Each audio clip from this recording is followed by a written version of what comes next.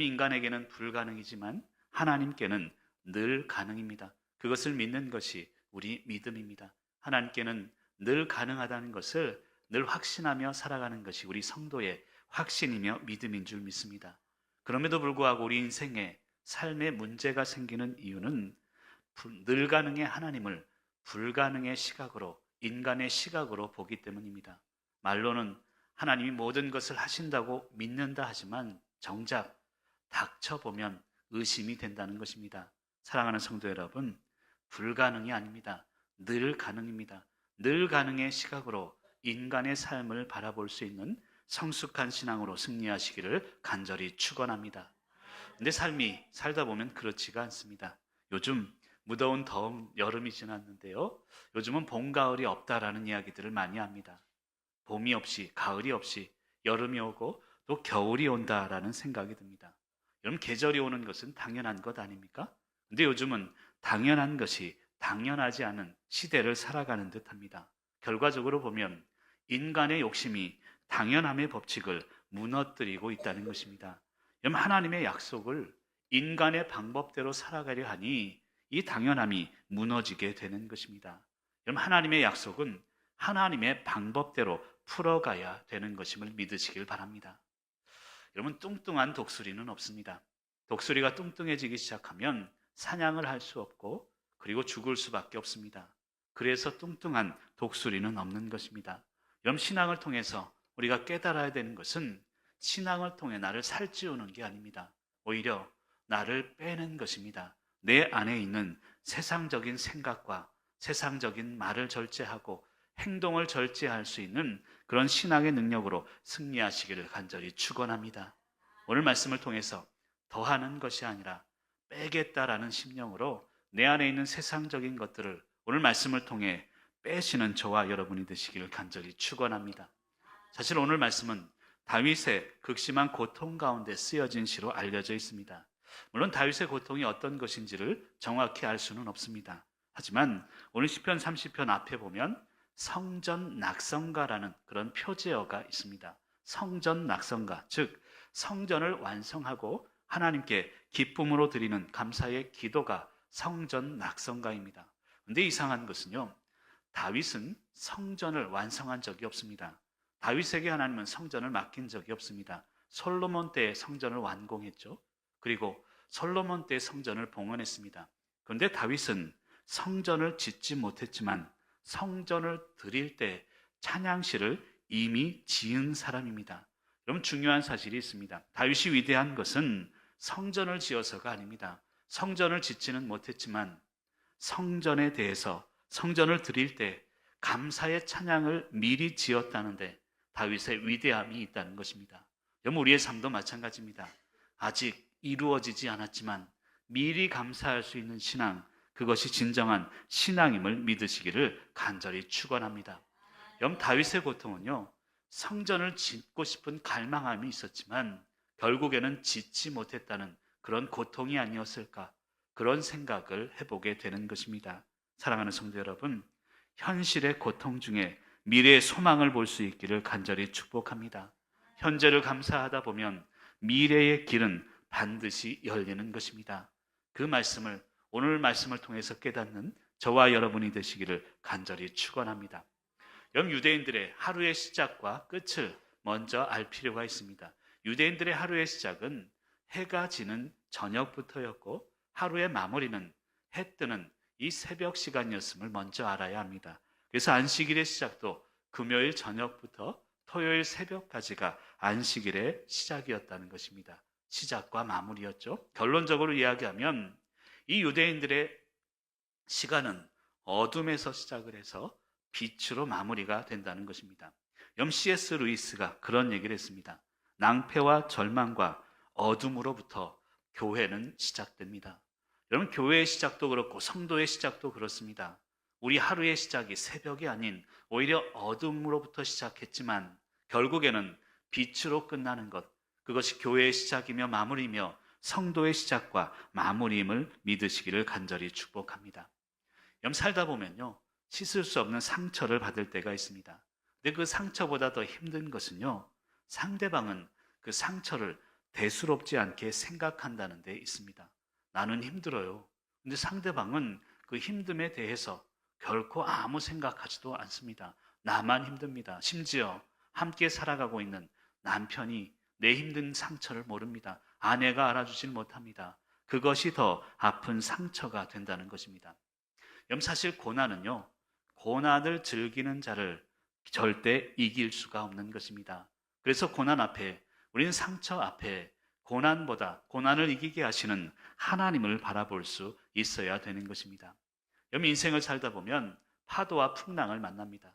하지만 파도를, 고난을, 풍랑을 즐길 수 있어야 합니다. 서퍼들 아시죠? 인생의 파도처럼 밀려오는 파도를 기다리고 즐기는 것이 바로 서퍼처럼 우리의 삶도 즐길 수 있는 저와 여러분이 되시길 바랍니다.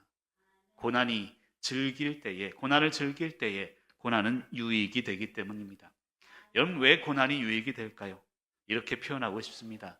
하나님께서는 고난의 자리에서 나를 비우게 하십니다. 그리고 감사의 자리에서 나를 채워주시는 것입니다. 고난을 맞이할 때 여러분 원망하지 마십시오. 고난을 맞이할 때 우리의 행동은 내게 무언가 빼야 할 게 있구나, 이것을 깨달아야 된다는 것입니다. 그리고 감사할 때 그 비운 자리를 하나님은 채우심을 믿으시길 간절히 축원합니다. 그것을 알면서도 우리 인생은 늘 빠른 길을 가고 싶어 합니다. 하지만 제가 예전에 찬양 한평생에 글을 쓴 적이 있죠. 빠른 길이 아닌 바른 길입니다. 결국 신앙이란 것은 빠른 길을 가는 게 아니라 바른 길을 가는 것임을 믿으시길 바랍니다. 바른 길을 하루하루 걷다 보면 우리에게 주신 슬픔이 춤이 될 줄 믿습니다. 슬픔을 춤으로 만드시는 하나님을 발견하는 저와 여러분이 되시기를 간절히 축원합니다. 먼저 오늘 말씀에 등장하는 하나님은요, 낙심한 우리를 끌어올리시는 분이십니다. 우리 1절 말씀을 같이 한번 읽어볼까요? 1절입니다. 시작.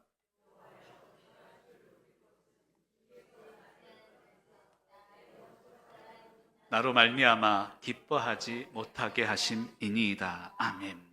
여기 보면 나를 끌어내사라는 표현이 있습니다. 끌어낸다는 것은 올린다는 뜻입니다. 그리고 올린다는 것은 내가 떨어져 있다는 의미를 담고 있습니다.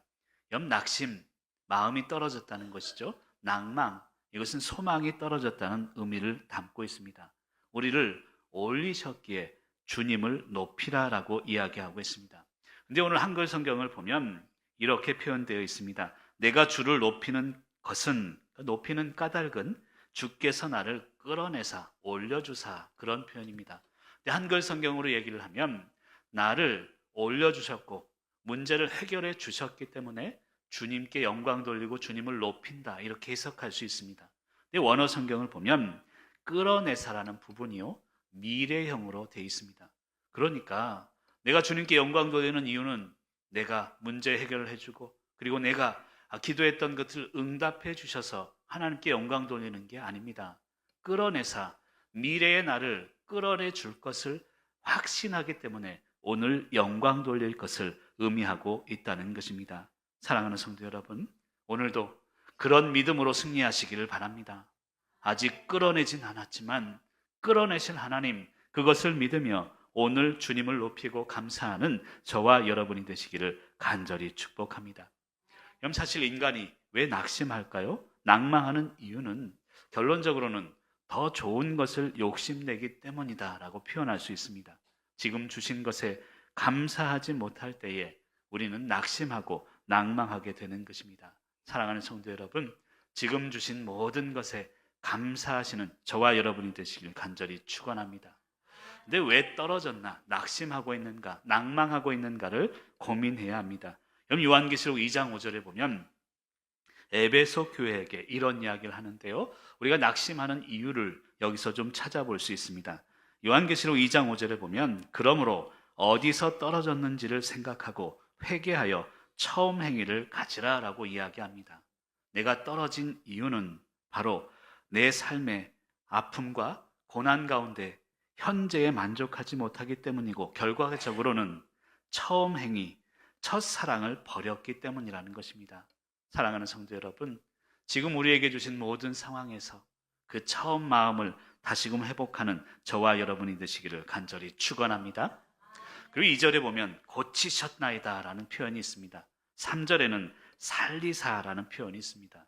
여러분, 나를 먼저 고치시고 하나님은 나를 살리십니다. 그리고 우리의 삶의 최종적인 목적은 생명에 있다는 것입니다. 여러분, 신앙은요, 많은 것을 소유하는가 아닌가의 문제가 아닙니다. 죽느냐 사느냐의 문제입니다. 그것을 우리는 깨달아야 합니다. 생명에 대한 문제가 바로 신앙이라는 뜻입니다. 여러분, 한번 읽어볼까요? 신앙은 시작.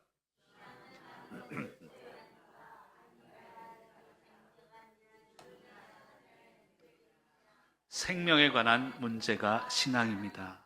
여러분, 신앙은 생명 문제예요.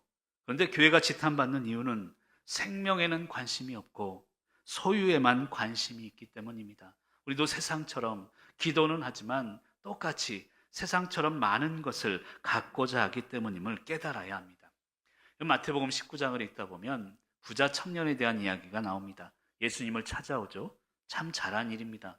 그리고 예수님을 향해서 무슨 선한 일을 해야 영생을 얻습니까? 이런 질문을 합니다. 결론적으로 마태복음 19장 22절에 보면 청년이 재물이 많으므로 이 말씀을 듣고 근심하며 가니라 라는 이야기를 합니다. 여러분, 많으면 근심만 많아질 뿐이라는 것입니다.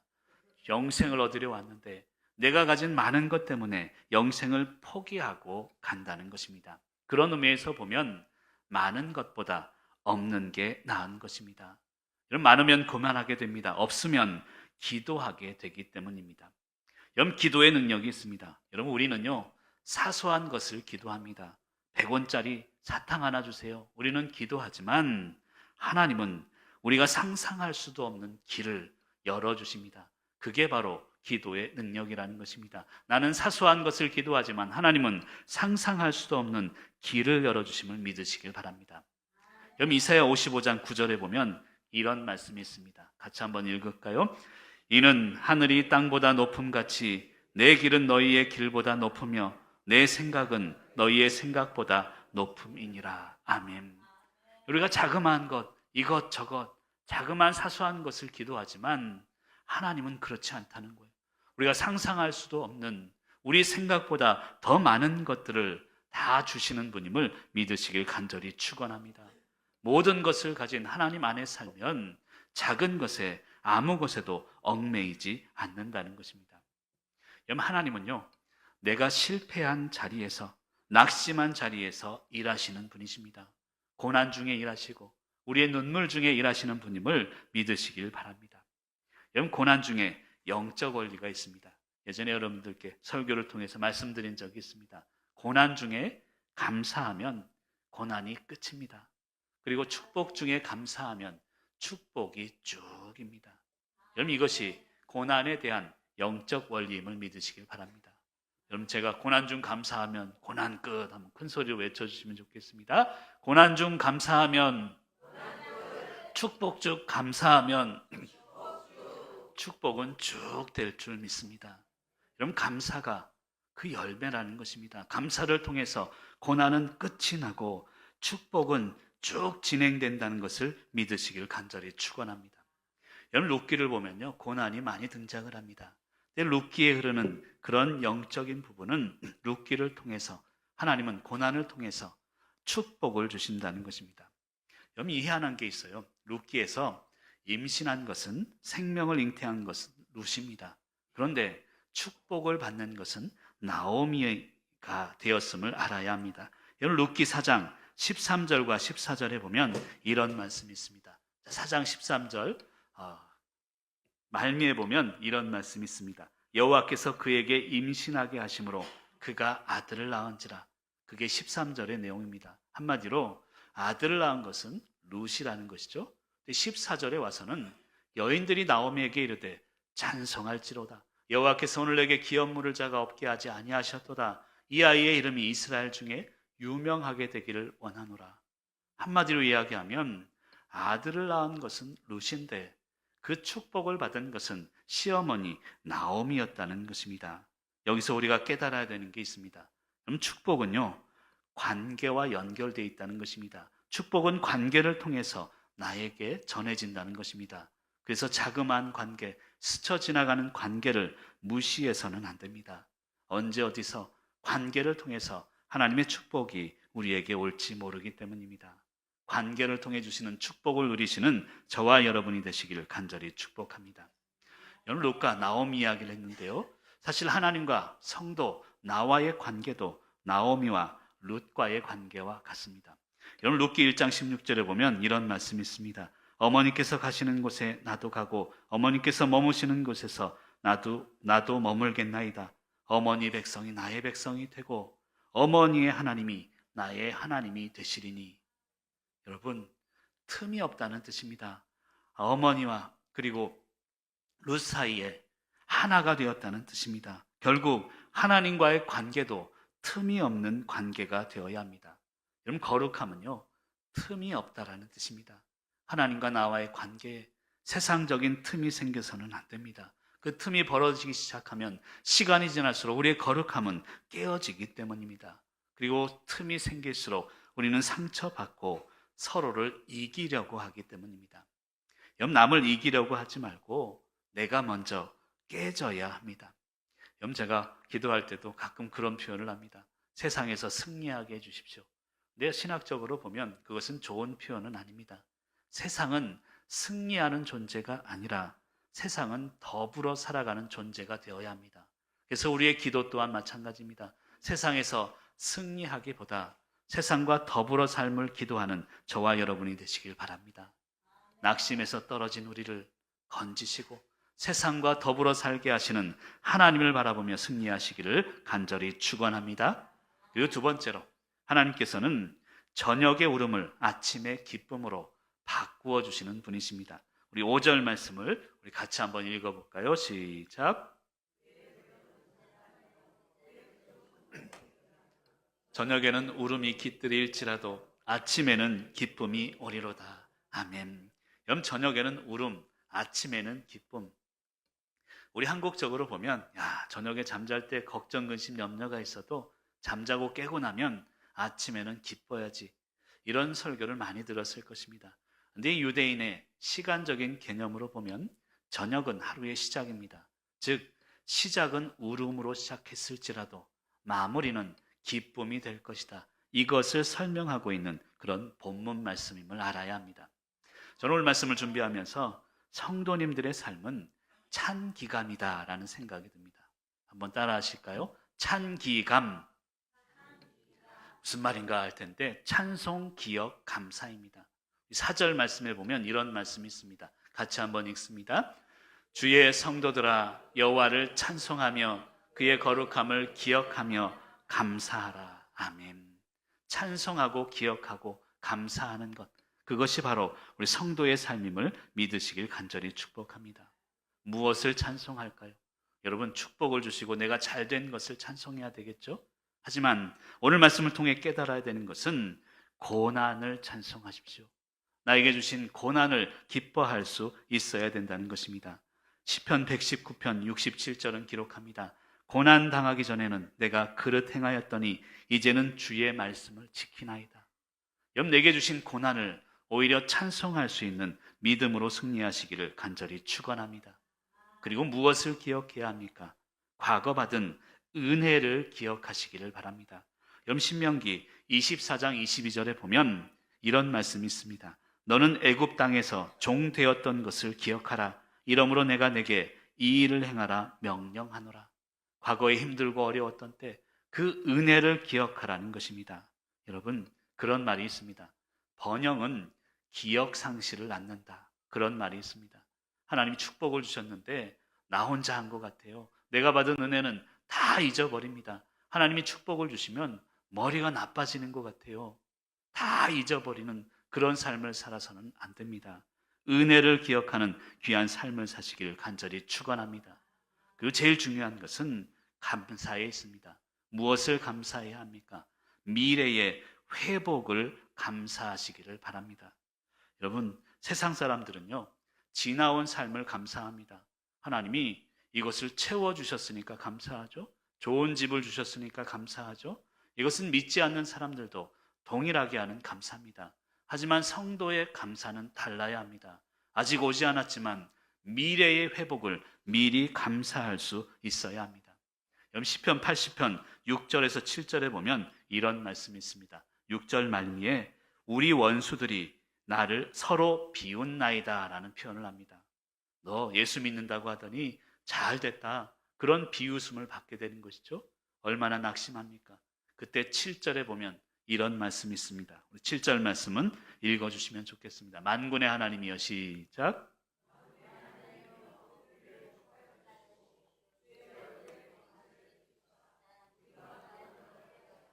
아멘. 우리를 회복하여 주시고, 여러분 아직 회복된 게 아닙니다.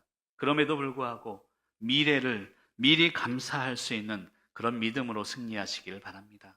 성도의 삶은 고난을 찬송하고 은혜를 기억하고 미래의 회복을 미리 감사하는 삶임을 믿으시길 간절히 축원합니다. 말씀을 준비하면서 신대원 시절이 생각이 났습니다. 무허가 건물 옥상에서 살던 그때의 기억이 새록새록 떠올랐습니다. 근데 지금도 기억하는데요. 제 사례비가 30만 원이었습니다. 20년 전이 넘을 때니까 많이 받았죠. 근데 월세가 40만 원이었어요. 옥상 무허가인데 이게 계산이 안 됩니다. 계산기 두드려 봐야 이게 계산이 절대 안 나옵니다. 얼마나 힘들었는지 몰라요. 춥고 배고프고. 근데 여러분 그것 자체가 힘들었다기보다는 제가 힘들었던 것은요. 이렇게 살다 죽을 것 같은 그 느낌이 힘들었습니다. 아니 한 달이 지나도 똑같거든요. 1년이 지나도 똑같고 신대원 졸업할 때도 똑같더라고요. 사례비는 안 오르고 월세만 올랐어요. 그거 하나 달라지고 있습니다. 그게 두렵더라고요. 야, 시간이 지나도 나는 이렇게 살겠구나라는 생각이 참 두려웠습니다. 10년이 지나고 20년이 지나고 지금은 속초교회에서 평안하게 성도님들과 함께 예배를 인도하고 있습니다. 여러분, 저녁의 울음이요 아침에 기쁨이 된다는 뜻이 거기에 있습니다. 나는 알지 못하지만 하루하루 살다 보면 하루하루 말씀대로 받은 은혜대로 감사하며 살다 보면 하나님은 우리를 아침의 기쁨으로 마무리의 기쁨으로 우리를 채워주실 줄 믿습니다. 지금 생각하면 삶의 상황은 많이 달라진 것 같아요. 그때에 비하면. 그런데 삶의 상황은 달라도요 삶의 태도는 변함없어야 합니다. 많든지 적든지 삶의 상황은 늘 변할 것입니다. 하나님 우리에게 달라진 상황을 선물로 주실 것을 믿습니다. 하지만 삶에 대한 태도는 늘 변함없으시기를 바랍니다. 왜냐하면 삶의 결과를 변화시키는 분은 하나님이시기 때문입니다. 오늘도 태도가 변하지 않는 귀한 성도님들이 되시길 간절히 축원합니다. 여러분 5절에 보면요. 노염은 잠깐이고 은총은 평생이다. 저녁엔 울음이지만 아침에는 기쁨이다. 이런 이야기를 합니다. 여러분 노염, 분노라는 뜻인데요. 원어를 살펴보니까 참 재미있는 단어를 쓰더라고요. 아프라는 단어를 쓰는데 이 아프는 콧구멍이다라는 그런 뜻이 있습니다. 그러니까 여러분 분노, 화가 왜 콧구멍인가 생각하실 텐데 여러분 남편들 생각하시면 화날 때 막 콧구멍 넓어지는 분들 계시죠. 씩씩거리면서. 그래서 분노가 콧구멍이다라고 성경은 기록하고 있습니다. 여러분 콧구멍 넓어질 필요가 없습니다. 분노할 필요가 없고 화낼 필요가 없습니다. 중요한 것은 하나님께서 우리와 동행하시기에 저녁의 울음, 아침의 기쁨으로 변하실 것을 믿으시길 간절히 축원합니다. 그리고 6절에 보면 형통할 때에라는 표현이 있습니다. 형통할 때에. 그리고 계속 읽다 보면 이 형통함이 영원히 흔들리지 아니하리라. 이런 착각하지 말라는 뜻입니다. 우리의 형통 하나님이 쭉 주시기를 원합니다. 그렇게 기도합니다. 하지만 인생을 살다 보면 형통 앞에 정신 차려야 한다. 그것을 6절은 이야기하고 있다는 것입니다. 영원한 것은 없습니다. 형통마저도 영원하지 않습니다. 그 말은 고난도 영원하지 않다는 뜻입니다. 사랑하는 성도 여러분, 우리 앞에 닥쳐진 슬픔과 고난들 영원하지 않습니다. 하나님께 맡기고 승리하시는 저와 여러분이 되시기를 간절히 축원합니다. 형통할 때 정신 차려. 이 말씀을 하고 있다는 것이죠. 여러분 신앙은 그런 것입니다. 내가 살아보니 내가 무엇을 했다가 아니라 하나님께서 무엇을 하셨습니다. 이것을 고백하고 깨닫는 과정이 바로 신앙임을 믿으시길 바랍니다. 6절에는 형통할 때, 근데 9절에 가보면요, 무덤에 내려갈 때라는 표현을 합니다. 형통할 때가 있고 무덤에 내려갈 때와 같은 아픔이 있다는 것입니다. 죽음을 의미합니다. 죽음은요, 철저한 멈춤입니다. 모든 것을 멈추게 합니다. 하지만 그렇게 보일 뿐입니다. 누군가는 죽지만 그 죽음이 누군가의 생명으로 이어지는 것, 이것이 영생의 의미이기 때문입니다. 사랑하는 성도 여러분, 오늘도 저녁의 울음을 아침의 기쁨으로 바꾸시는 하나님을 바라보며 승리하시는 저와 여러분이 되시기를 간절히 축원합니다. 마지막 세 번째로, 하나님께서는 슬픔을 춤으로 만드시고 기쁨으로 띠를 띠게 하실 것입니다. 세 번째로 한번 읽어주시면 좋겠습니다. 세 번째로,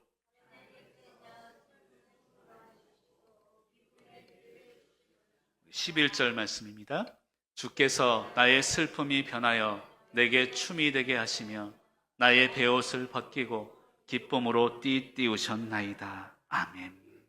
오늘 말씀의 우리 핵심이기도 합니다. 하나님은 여러분의 슬픔을 춤이 되게 하십니다. 그리고 그것이 우리 성도의 사명임을 깨달아야 합니다. 삶은 항해와 같다라는 표현을 하죠. 항해를 하다 보면 파도를 만납니다. 때로는 풍랑을 만납니다. 그러면 배가 흔들립니다. 중요한 것은 배가 흔들린다고 침몰하는 것은 아닙니다. 힘들고 어려울 때가 있지만 침몰하는 것처럼 호들갑 떨 필요는 없다는 것입니다. 사랑하는 성도 여러분, 오늘 말씀을 통해 슬픔을 당할 때가 있지만 그렇다고 우리의 삶이 무너지는 것은 절대 아닙니다. 우리 하나님이 우리 인생의 선장이 되어주시고 우리를 인도하시기 때문입니다. 신대원 1학년 때 아버님이 돌아가셨습니다. 아버님이 돌아가셨을 때 이 말씀을 친구 전도사가 저에게 문자로 보내왔어요. 슬픔이 춤이 된다. 그 말씀이 잘 이해가 안 됐습니다. 사실 오늘 설교 말씀은 다른 본문이었거든요. 근데 고 2학년 권사님 장례 절차를 마무리하면서 하나님이 이 말씀을 부족한 종에게 생각나게 하셨습니다. 슬픔이 어떻게 춤이 될까? 아버님을 생각하면 그때 너무 힘들었어요. 이 집이 제주도라 아버님 돌아가셨는데 갈 수도 없었습니다. 그래서 아침 새벽이 올 때까지 얼마나 기도하며 울었는지 모릅니다. 그때를 생각하면 슬픔이죠. 근데 시간이 흐르다 보니 지금은요 좀 다른 것 같아요. 그때의 슬픔이 지금은 그리움이 되었습니다. 슬프진 않은 것 같아요. 시간이 지나다 보니 지금의 슬픔이 아버님을 향한 아련한 그리움이 되고 있습니다. 여러분 모르긴 몰라도요, 미래에는 이 그리움이 천국의 기쁨이 될 것입니다. 오늘 슬픔이 춤이 된다는 뜻이 바로 그것입니다. 사랑하는 성도 여러분, 인생의 아픔, 슬픔을 춤추시기를 바랍니다. 그리고 고난을 찬송하시기를 간절히 축복합니다. 슬픔이 춤이 될 때까지 우린 성도의 삶, 말씀으로 오늘 하루를 지켜가야 될 줄 믿습니다. 슬픔이 춤이 되도록 기도하는 저와 여러분이 되시기를 간절히 축원합니다. 여러분 교부 폴리캅에 대한 이야기를 한 적이 있습니다. 그분만큼 기도를 많이 한 사람이 없다라고 합니다. 그분의 평생의 기도는 단 두 가지였다고 합니다. 첫 번째는 하나님은 누구신가? 그는 평생 이것을 먼저 기도했습니다. 그리고 두 번째 기도 제목은 그렇다면 나는 누구인가? 하나님이 지으신 나, 생명을 얻고 걸어가는 나는 누구인가? 이 두 가지를 평생을 기도했다는 것입니다. 사랑하는 성도 여러분, 사실 이 두 가지면 족합니다. 기도를 통해서 하나님, 슬픔을 춤으로 변화시키는 하나님이구나, 이것을 깨달으면 족합니다. 그리고 기도를 통해서 그 하나님을 신뢰하며 흔들리지 않는 삶을 살아가는 성도인 이것을 깨달으면 그것으로 충분하다는 것입니다. 그런 의미에서 보면 나의 고난은 누군가에게 큰 선물이 되는 것입니다.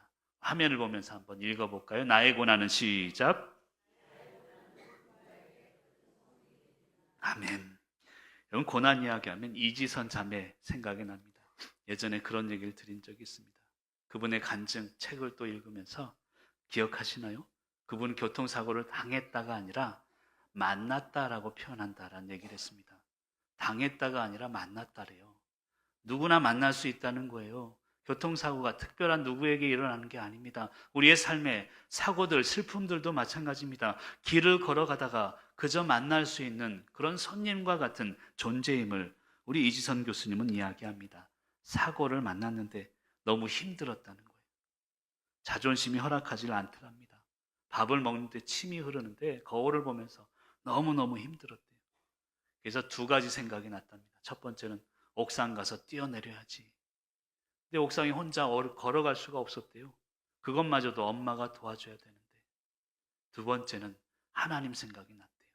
하나님이 나를 사랑하시는데, 나를 세우실 텐데. 그때부터 거울을 볼 용기가 났다고 합니다. 그 엄마에게 그런 얘기를 물어봤대요. 침을 질질 흘리면서 엄마, 내 삶이랑 바꿔줄 수 있나? 그걸 물어봤대요. 엄마 하시는 말씀이 그럼 1000번이고 10,000번이고 바꿔주마. 바꿔줄 수만 있다면. 그 말을 듣고 힘을 얻었다고 합니다. 이게 엄마의 사랑이고 이게 하나님의 마음이구나. 그분이 그런 고백을 했어요. 돌아보니 죽을 것 같았는데 죽는 것은 아닙니다. 여러분, 우리의 삶도 그렇습니다. 죽을 것 같은 그런 시간을 보내지만 죽는 것은 아닙니다. 배가 흔들리지만 침몰하는 것은 아니라는 것입니다. 그분이 간증 말미에 그런 고백을 했습니다. 사고 이후에 힘들고 어렵고 고난 중에 있는 사람을 보게 되었습니다. 삶의 슬픔을 보게 되었고 어두움을 보게 되었습니다. 여러분, 고난은요, 슬픔의 가치를 깨닫게 하는 능력이 있습니다. 슬픔을 통해서 오늘 말씀의 결론입니다. 내가요, 땅에 속한 존재가 아니라 하늘에 속한 존재임을 깨닫게 되는 것입니다. 특별히 고이양영 권사님, 슬픔을 당한 가족분들, 그 외에 또 여러 가지 슬픔 중에 있는 귀한 성도님들, 슬픔을 통해 우리가 깨달아야 되는 것은 그렇구나, 내가 땅에 속한 존재가 아니구나, 하늘에 속한 존재구나, 이것을 깨닫게 될 줄 믿습니다. 이게 그리스도인의 사명입니다. 슬픔을 춤으로, 기쁨으로 만들어 가야 하는 사명, 그 사명으로 오늘도 승리하시기를 간절히 축원합니다. 이제 설교를 마무리하면서 다윗을 묵상해 봤습니다. 다윗의 삶은 어떤 삶인가? 저는 그런 생각이 들었어요. 왕으로 시작했지만 성도로 마무리했구나, 그런 생각이 듭니다. 고난을 통해서 다윗은 왕의 삶보다 더 소중한 삶이 평범한 성도의 삶임을 깨달은 인물이 아닐까요? 사랑하는 성도 여러분, 누구나 왕이 되고 싶어 하지만 왕보다 더 소중한 삶은 성도의 삶입니다. 세상 가운데 거룩함을 잃지 않는 성도의 삶, 지금의 슬픔을 춤으로 만들어 가시는 거룩한 삶을 살아가시기를 간절히 축복합니다.